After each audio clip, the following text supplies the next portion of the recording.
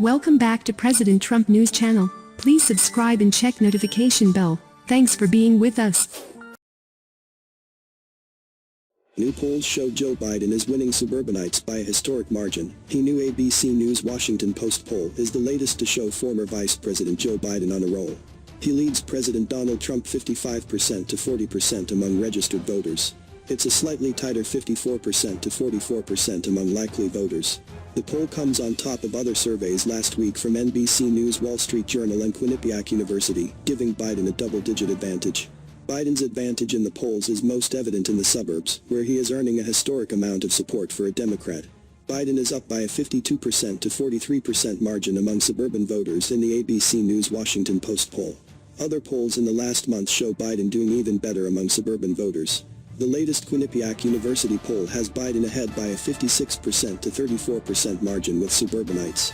The NPR PBS NewsHour Marist poll has Biden beating Trump 60% to 35% among suburban voters. Fox News has Biden with a similar 55% to 33% lead. Our early June poll had Biden with a 14-point lead in the suburbs. In the average of all the polls, Biden's ahead by nearly 20 points with suburban voters.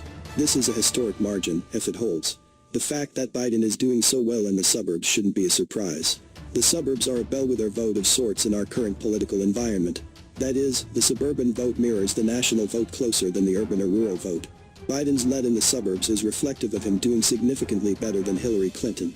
4 years ago at this time, Trump was beating Clinton by a 45% to 35% margin in the ABC Washington Post poll among suburban voters. In other words, we're looking at nearly a 20-point improvement for Biden versus where Clinton was at this point in the 2016 campaign. A look across the final polls and post-election polls from 4 years ago shows anything from a small Clinton advantage, e.g. 5 points in the final Fox News poll, to a small Trump advantage, e.g. 4 points in the exit poll. If you were to go back over time, the exit poll data reveals that no Democrat has won the suburban vote by more than 5 points since at least 1972, when the first exit poll was taken in a presidential election. I should note that different pollsters define suburb differently. Some use a zip code definition and others just ask, for example. Still, by none of the commonly used definitions, has a Democrat done as well as Biden is currently doing in them since at least 1972. Winning Democratic candidates do tend to carry the suburbs, though none by as much as any of the polls currently have Biden ahead in them. Back in 2008, the best year for Democrats this century, Obama won in the suburbs by 2 points in the exit polls. The final ABC News Washington Post poll had him winning in the suburbs by 5 points. Lyndon Johnson in 1964 was maybe the only Democrat in the last 70 years who probably won by double digits in the suburbs. He won overall by 23 points that year. Although no exit poll data is available from that year, the American National Election Studies shows he did about 10 points worse in the suburbs than he did nationally. The clear difference between the 1964 and 2020 elections is that Biden, at this point, is running ahead of his national numbers in the suburbs. Biden's led overall in the polls with a suburban crosstab averages out to be about 13 points. You can see this dynamic play out in a state like Pennsylvania.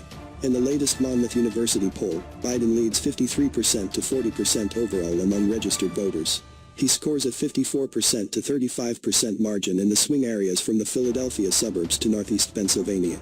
Clinton won those counties by a mere point 4 years ago, as she lost the state by 1 point. Indeed, the suburbs have been a problem for Trump and the Republicans during the Trump presidency. It was the suburbs that delivered the Democrats their House majority in 2018.